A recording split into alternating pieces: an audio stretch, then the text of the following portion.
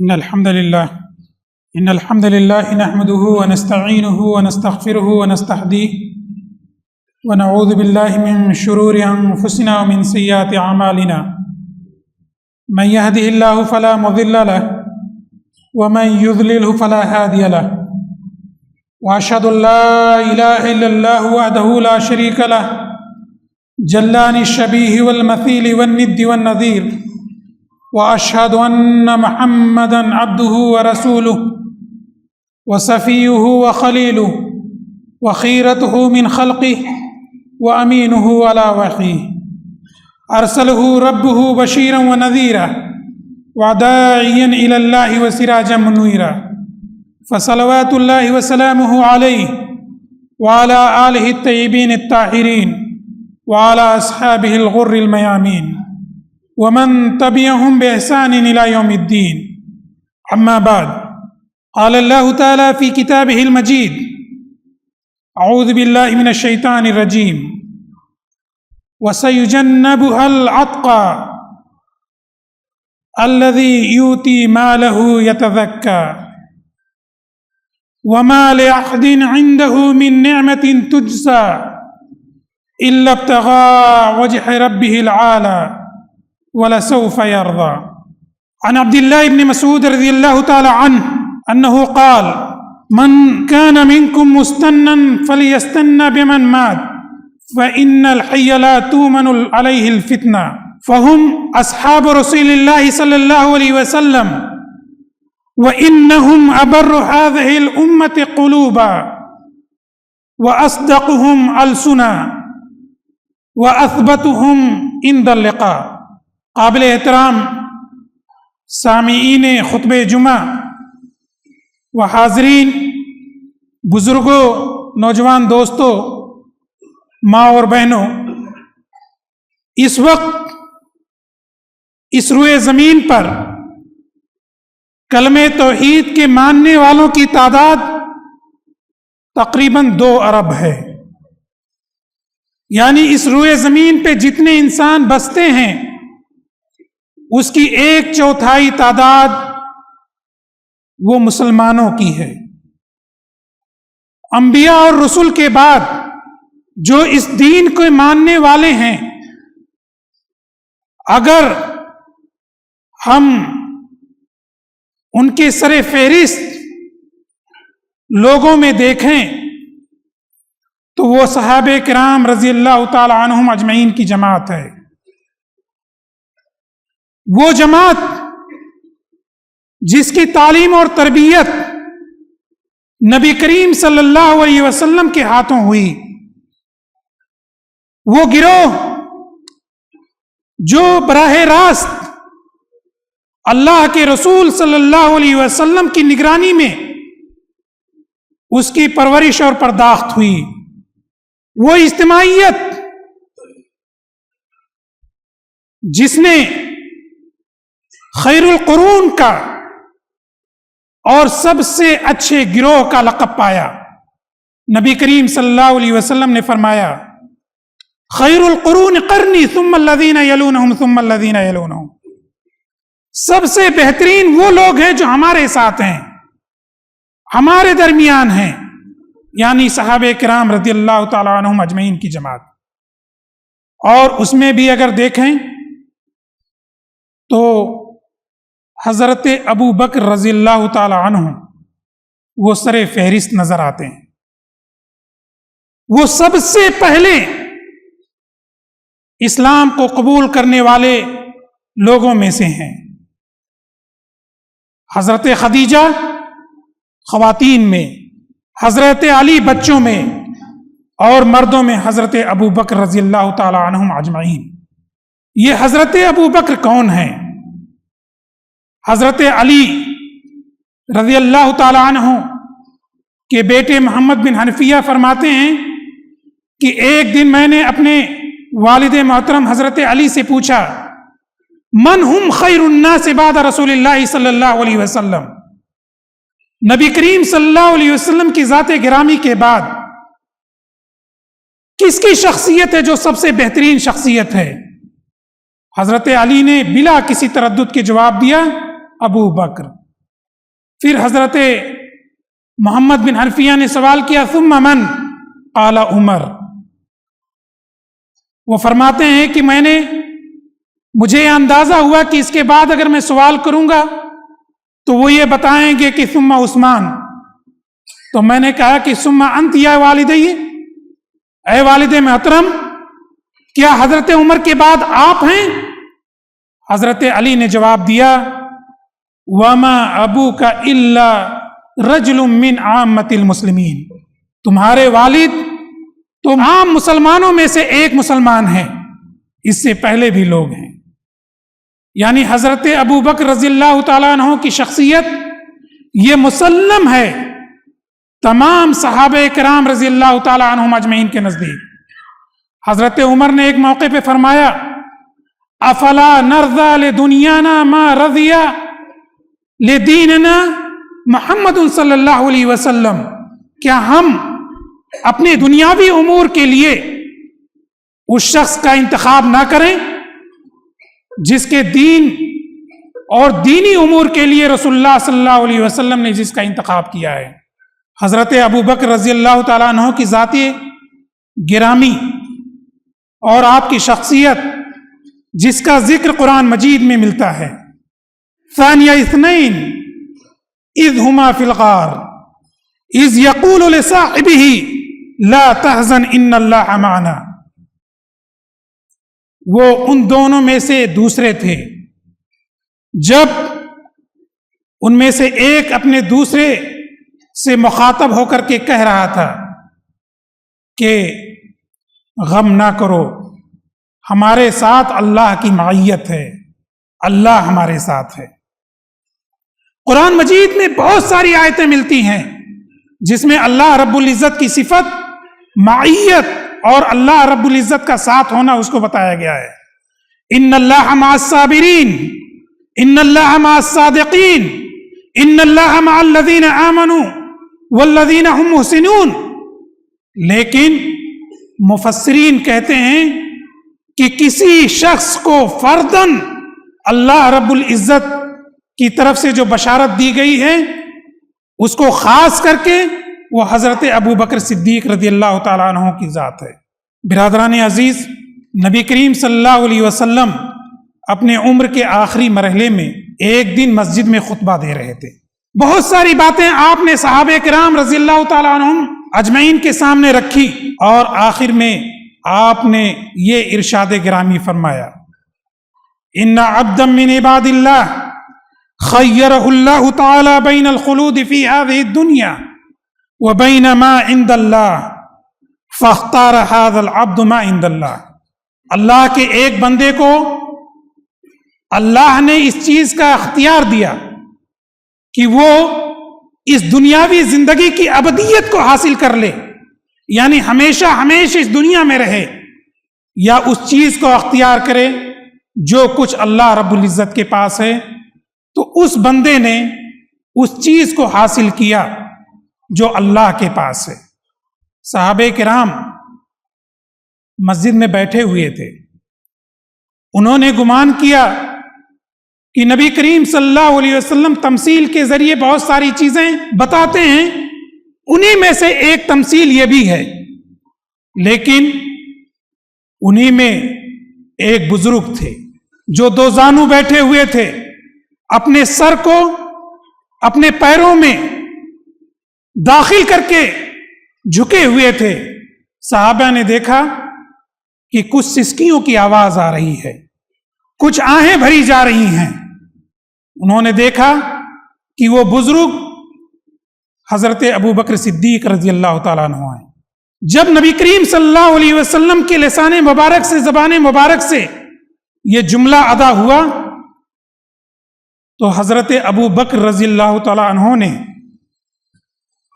تیز آواز سے یہ کلمہ ادا کیا نفدی کا بارواحنا یا رسول اللہ، اے اللہ کے رسول ہماری جانیں آپ پر قربان ہیں. حضرت ابو بکر صدیق رضی اللہ تعالیٰ عنہ نے ارشاد گرامی سے یہ نتیجہ اخذ کر لیا تھا کہ اب نبی کریم صلی اللہ علیہ وسلم کی ذات مبارک ہمارے درمیان زیادہ دنوں تک رہنے والی نہیں ہے۔ آپ نے اس موقع پہ فرمایا واللہ لو کنت متخذا من اہل الارض خلیلا لاتخذت ابا بکر خلیلا، اللہ واحد کی قسم، اگر مجھے اس روئے زمین میں سے کسی کو اپنا دوست بنانا ہوتا، اپنا خلیل منتخب کرنا ہوتا تو میں ابو بکر کو منتخب کرتا۔ وَمَا امْتَنَّ عَلَيَّ أَحَدٌ بِمَالِهِ وَصُحْبَتِهِ كَمَا امْتَنَّ عَلَيَّ ابو بکر۔ اس تحریک کو، اسلام کو اور مجھ کو کسی اور شخصیت نے اتنا فائدہ نہیں پہنچایا ہے، اتنا فضل نہیں کیا ہے، اتنا احسان نہیں کیا ہے جتنا کہ حضرت ابو بکر نے کیا ہے۔ پھر نبی کریم صلی اللہ علیہ وسلم نے فرمایا وَلَكِنْ صَاحِبُكُمْ خَلِيلُ الرَّحْمَانِ، لیکن تمہارے اس ساتھی کی یعنی نبی نے، اس نے رحمان کی معیت اور رحمان کی خلت اور رحمان کی دوستی کو ترجیح دی ہے۔ نبی کریم صلی اللہ علیہ وسلم نے ایک اور موقع پر فرمایا ان من امن الناس علی بصحبته وماله ابو بکر، اس روئے زمین پر کسی بھی شخص کا اس دین اسلام پر اور اس رسول امی پر وہ احسان نہیں ہے جو احسان حضرت ابو بکر کا ہے۔ ایک اور موقع پہ نبی کریم صلی اللہ علیہ وسلم نے ارشاد فرمایا ما لأحد عندنا ید، ہمارے اوپر کسی کا کوئی فضل اور احسان نہیں ہے الا وقد کافاناہ، ہاں جس نے بھی ہمارے اوپر احسان کیا ہے، دین پر احسان کیا ہے، ہم نے اس کا بدلہ چکا دیا ہے۔ ما خلا ابا بکر، سوائے ابو بکر کے، فإن له عندنا یدن، ابو بکر کے احسان ہمارے اوپر وہ ہیں یکافئ اللہ بہا یوم القیامہ، جس کا بدلہ اللہ رب العزت قیامت کے دن دے گا۔ برادران عزیز، حضرت ابو بکر رضی اللہ تعالیٰ عنہ، اگر ہم ان کی شخصیت کا اور آپ کی ذات گرامی کا مطالعہ کریں اور اس میں سے اپنے لیے کشید کریں کہ وہ کیا اعمال ہیں، کیا چیزیں ہیں جس کے ذریعے وہ نبی کریم صلی اللہ علیہ وسلم کے اتنے محبوب ہیں، اتنے قریب ہیں، اتنے نزدیک ہیں، تو ہمیں معلوم ہوتا ہے کہ نبی کریم صلی اللہ علیہ وسلم کی معیت میں آپ کے ساتھ حضرت ابو بکر صدیق رضی اللہ تعالیٰ عنہ نے وہ سب کچھ کیا ہے جس کا ایک بندہ تصور نہیں کر سکتا۔ سابقین اولین میں سے ہیں جیسا کہ میں نے ذکر کیا، اور خود ہجرت کے پہلے آپ کے ہاتھوں پہ جو لوگ اسلام قبول کیے ہیں ان کی تعداد محدثین اور سیر نگار لکھتے ہیں کہ وہ 30 سے زائد پہنچتی ہے۔ ان میں سے کون لوگ ہیں؟ ان میں سے 6 وہ لوگ ہیں جنہیں ہم عشرہ مبشرہ کے نام سے جانتے ہیں، جن کو کہ اللہ رب العزت نے اسی زندگی میں جنت کی بشارت دے دی ہے۔ اس میں کون ہیں؟ زبیر بن عوام ہیں، جن کے بارے میں نبی کریم صلی اللہ علیہ وسلم نے فرمایا کہ ہر نبی کے لیے ایک حواری ہوتا ہے اور ہمارے حواری وہ زبیر بن عوام ہیں۔ ان میں سے سعد بن ابی وقاص ہیں، جن کے بارے میں غزوہ احد کے موقع پہ نبی کریم صلی اللہ علیہ وسلم نے فرمایا ارمی یا سعد فداک ابی و امی، اے سعد تم تیر کو دشمنوں کی طرف تھوڑا تیزی سے چلاؤ، تم پر اور تمہاری ذات پر ہمارے ماں باپ آپ پر قربان ہوں۔ ان میں سے کون ہیں؟ ان میں سے طلحہ بن عبید اللہ ہیں، جن کے بارے میں نبی کریم صلی اللہ علیہ وسلم نے فرمایا من سرہ ان ینظر الی رجل شہید یمشی علی وجہ الارض، جس کسی کو اس روئے زمین پر شہید کا دیدار کرنا ہو تو وہ طلحہ بن ابی عبید اللہ کو دیکھے۔ ان میں سے حضرت عثمان بن عفان ہیں، ان میں حضرت عثمان بن مظعون ہیں، ان میں ارقم بن ابی ارقم ہیں، اور نہ جانے کتنے ایسے صحابہ ہیں جو کہ حضرت ابو بکر صدیق رضی اللہ تعالیٰ عنہ کے ہاتھوں نہ صرف مشرف با اسلام ہوئے بلکہ انہوں نے اپنی پوری زندگیاں نچھاور کر دی۔ تو حضرت ابو بکر صدیق رضی اللہ تعالیٰ عنہ کی زندگی سے جو ہمیں بات معلوم ہوتی ہے کہ وہ دعوت کے میدان میں، وہ لوگوں کے درمیان دعوتی روح اور دعوتی طلب کے ساتھ پہنچنے میں کس قدر آگے ہوتے تھے۔ محدثین لکھتے ہیں کہ آپ کا دل جلتا رہتا تھا، احتراق قلب ہوتا رہتا تھا، آپ کی کیفیت ایک شعلہ کی ہوتی تھی، اور وہ ہر جگہ پہنچتے تھے، ان لوگوں کو منتخب کرتے تھے جن کے دائرے اسلام میں آنے سے یہ تحریک مضبوط ہوتی، یہ اجتماعیت مضبوط ہوتی، اور ان کے ذریعے سے اسلام کا یہ قافلہ آگے بڑھتا۔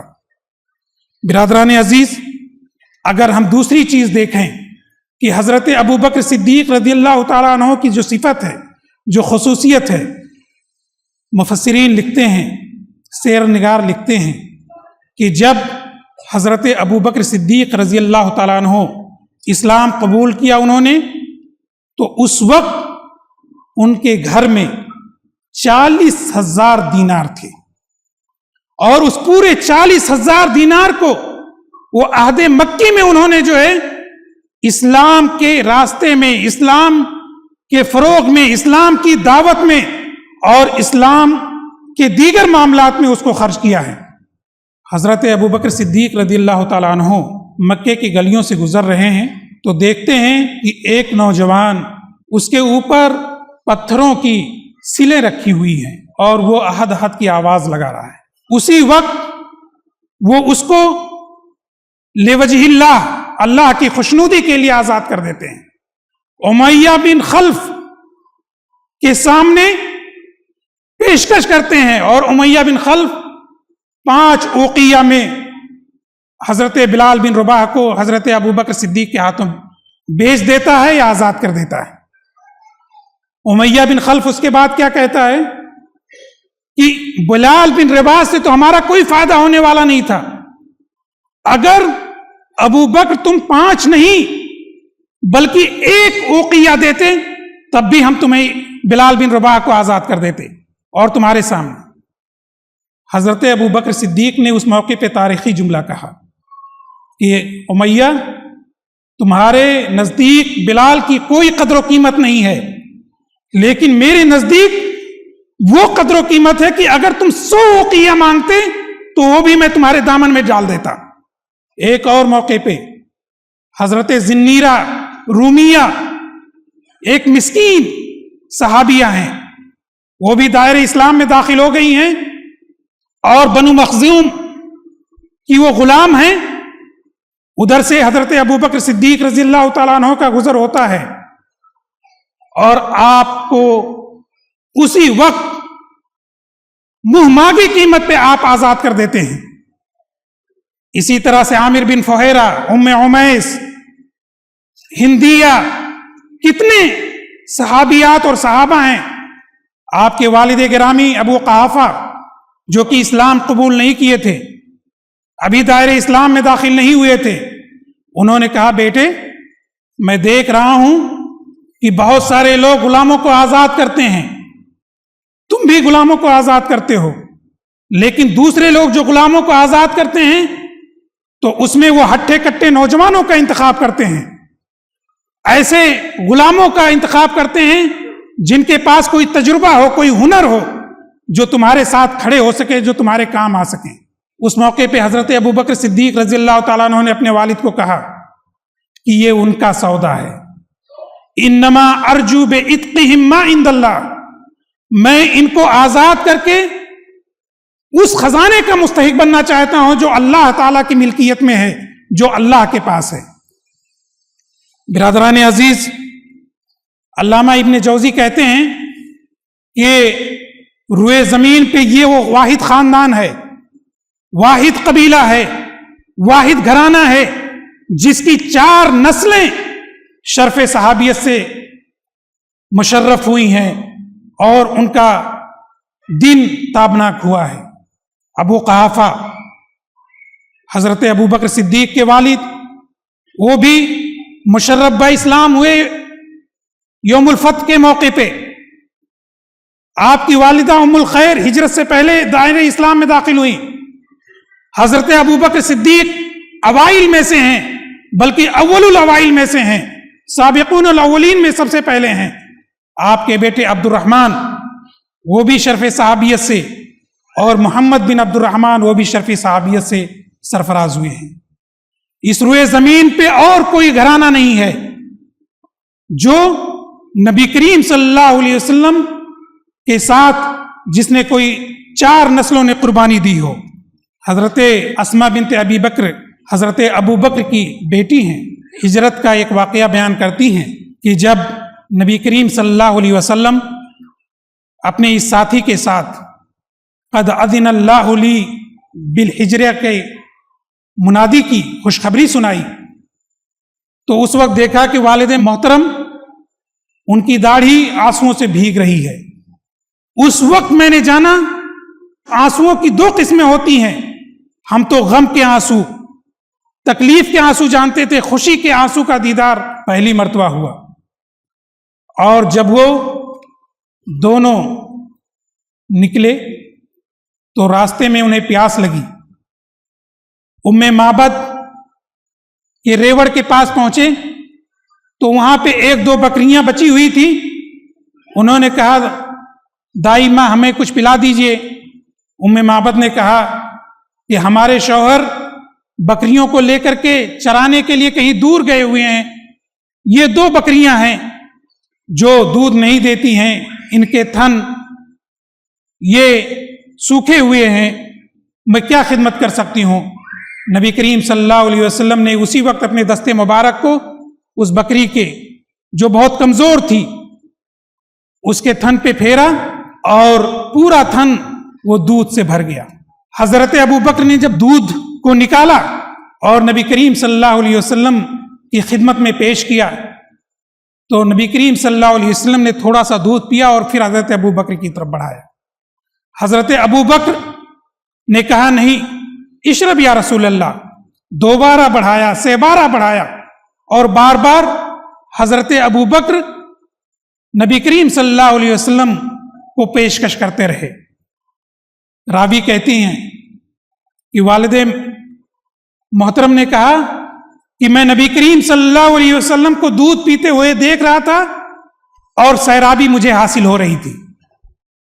دودھ نبی کریم صلی اللہ علیہ وسلم پی رہے تھے اور حضرت ابو بکر سیراب ہو رہے تھے۔ یہ تعلق تھا نبی کریم صلی اللہ علیہ وسلم سے حضرت ابو بکر صدیق رضی اللہ تعالیٰ عنہ کا۔ حضرت انس فرماتے ہیں کہ اس کے بعد جب نبی کریم صلی اللہ علیہ وسلم اور حضرت ابو بکر غار ثور میں داخل ہوئے تو حضرت ابو بکر نے نبی کریم صلی اللہ علیہ وسلم سے کہا کہ رات کا اندھیرا ہو گیا ہے، آپ مجھے پہلے داخل ہونے دیجیے۔ نبی کریم صلی اللہ علیہ وسلم نے اجازت دے دی۔ وہ غار میں داخل ہوئے تو اس میں کئی جگہ پہ سوراخ تھے، انہوں نے اپنے ثوب کو اتارا اور اس کے کئی ٹکڑے کیے اور جہاں جہاں سوراخ تھا وہاں پہ وہ اپنے کپڑے سے اس سوراخ کو بند کرتے رہے۔ آخری سوراخ جب باقی بچا تو ان کے کپڑے بھی ختم ہو چکے تھے اور وہاں پہ انہوں نے اپنے پاؤں کی ایڑی لگا دی اور اس کے بعد کہا کہ اے اللہ کے رسول اب اندر تشریف لائیے۔ نبی کریم صلی اللہ علیہ وسلم غار میں داخل ہوئے، کہا ابو بکر تم داخل ہوئے تھے تو تمہارے جسم پہ کپڑے تھے، وہ کپڑے کہاں گئے؟ انہوں نے بتایا کہ یہ کپڑے ہم نے ان سوراخوں کو بند کرنے کے لیے استعمال کر لیا ہے۔ اس موقع پہ نبی کریم صلی اللہ علیہ وسلم نے آپ کے لیے خصوصی دعا کی، اللہم اجعل ابا بکر معی فی درجتی یوم القیامہ، اے اللہ ابو بکر کو میری معیت میں، میرے درجے میں قیامت کے دن سرفراز فرما۔ برادران عزیز، حضرت ابو بکر رضی اللہ تعالیٰ عنہ ان 2 امور پہ، دعوت پہ اور خدمت خلق کے امور پہ انہوں نے پوری زندگی قربان کی ہے، لیکن اپنی طرف سے بھی غیر متوجہ نہیں رہے ہیں۔ ایک موقع پہ نبی کریم صلی اللہ علیہ وسلم بیٹھے ہوئے تھے، حضرت ابو بکر اور حضرت عمر رضی اللہ تعالیٰ عنہما کے درمیان کچھ کہا سنی ہو گئی۔ حضرت ابو بکر نے ان سے اپنے دل کو صاف کرنا چاہا، ان کے پاس گئے اور معذرت پیش کی، لیکن حضرت عمر رضی اللہ تعالیٰ عنہ اس پر تیار نہیں ہوئے۔ انہوں نے سوچا کہ نبی کریم صلی اللہ علیہ وسلم کی خدمت میں حاضر ہوں، اور وہ دوڑتے ہوئے اپنے تہبند کو اٹھاتے ہوئے، یہاں تک کہ راوی لکھتے ہیں کہ آپ کے گھٹنے مبارک دور سے نظر آ رہے تھے، وہ نبی کریم صلی اللہ علیہ وسلم کے پاس حاضر ہوئے. دیکھا تو حضرت عمر نبی کریم صلی اللہ علیہ وسلم کے پاس بیٹھے ہوئے. حضرت ابو بکر کو دیکھ کر کے، اس کیفیت کو دیکھ کر کے نبی کریم صلی اللہ علیہ وسلم نے پوچھا کیا معاملہ ہے؟ آپ نے پورا قصہ رکھا. حضرت عمر سے اور ہمارے درمیان دونوں بشر تھے، کچھ کہا سنی ہو گئی، میں ان سے معذرت چاہ رہا تھا لیکن انہوں نے اعراض کیا، انہوں نے اپنا رخ پھیر لیا. نبی کریم صلی اللہ علیہ وسلم نے اس موقع پہ فرمایا ان الفاظ کی تمازت کو اور اس کی قوت کو محسوس کیجئے. حل انتم تارکو لی صاحبیہ،